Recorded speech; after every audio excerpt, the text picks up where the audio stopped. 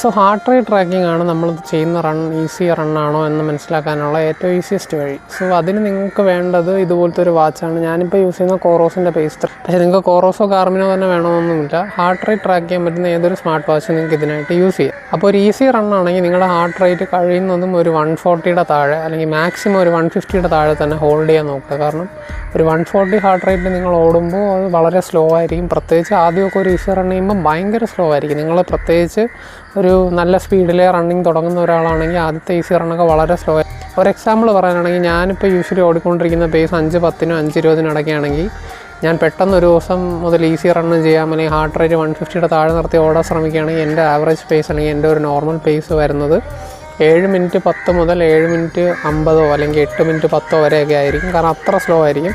ചിലപ്പോൾ നമുക്ക് ഓടാനേ പറ്റിയൊന്നും വരില്ല. കാരണം കുറച്ച് ഓടുമ്പോഴത്തേക്ക് ഹാർട്ട് റേറ്റ് 150യുടെ മുകളിൽ പോകും. അപ്പോൾ ഹാർട്ട് റേറ്റ് താഴോട്ട് കൊണ്ടുവരാൻ വേണ്ടി നമ്മൾ ചിലപ്പോൾ നടക്കേണ്ടി വരും. അപ്പോൾ ആദ്യമൊക്കെ ഈസി റൺ അങ്ങനെ തന്നെയാണ്. പിന്നെ നമ്മുടെ എയറോബിക് ബേസ് ബിൽഡ് ആവുന്നതിനനുസരിച്ച് നമുക്ക് ഹാർട്ട് റേറ്റ് കുറഞ്ഞിരിക്കുക തന്നെ കുറച്ചും കൂടെ സ്പീഡ് ബിൽഡ് ചെയ്ത് ഓടാൻ പറ്റും.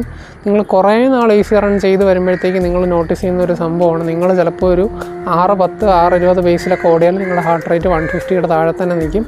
അത് നിങ്ങളുടെ എയറോബിക് ബേസ് എത്രത്തോളം ഇമ്പ്രൂവ് ആവുന്നതിൻ്റെ ഒരു ഐഡിയ തരുന്ന ഒരു ഫിഗറാണ്. സോ ഈസി റൺസ് ആദ്യമൊക്കെ ഭയങ്കര സ്ലോ ആൻഡ് ബോറിങ്ങും ആയിരിക്കും. പക്ഷേ നിങ്ങൾ നല്ല പേഷ്യൻ്റായിട്ട് കണ്ടിന്യൂസ് ആയിട്ട് ഈസി റണ്ണ് ചെയ്തുകൊണ്ടിരുന്ന അതിൻ്റെ ബെനിഫിറ്റ് നിങ്ങൾക്ക് ഉറപ്പായിട്ടും കിട്ടിയിരിക്കും.